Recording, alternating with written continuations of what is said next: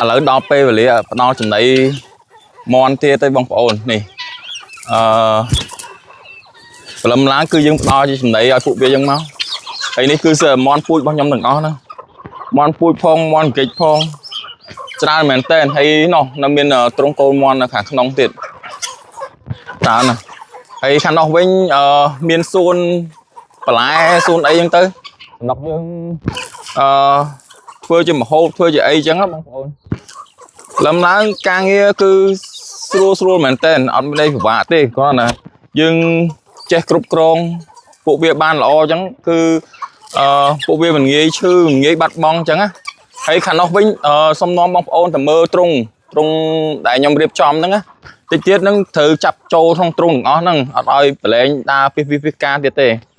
ហើយនេះដោយសារអាជាងគាត់ធ្វើអត់ទាន់ហើយគាត់នៅខ្វះទ្វារបងប្អូនហើយនេះគឺទ្វារមួយទ្វារចូលពីក្នុងទ្រុងធំណាក្នុងទ្រុងធំគឺមានទ្វារមួយបន្ទាប់មកទ្វារច្រើនមែនទែននៅខាងនេះ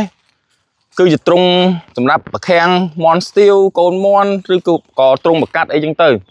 អីក៏មានទ្វារមួយទៀតដែរហើយនៅខាងក្នុងនោះគឺមានកូនទ្រុងមន់មួយទៀតសម្រាប់ឲ្យមន់វាដេកយប់ប្រលប់អីចឹងណ៎ហើយក្នុងនោះសកូនមន់ទាំងអស់ហ្នឹងទៀតហើយបងប្អូនអើយណាដំណាំជុំវិញនឹងទាំងអស់ទេសភាពកប់សេរីហ្មងមានដំណាំចេកមានអីចឹងមលុបបញ្ជាក់ស្រួលមន់វាចូលចិត្តអញ្ចឹងដីសុកមែនតើសម្រាប់មន់សម្រាប់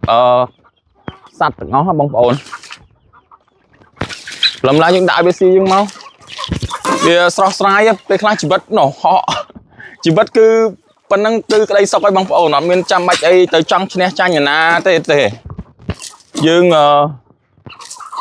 ព្យាយាមបង្កើតវាធ្វើវារាល់ថ្ងៃបង្កើតវាម្ដង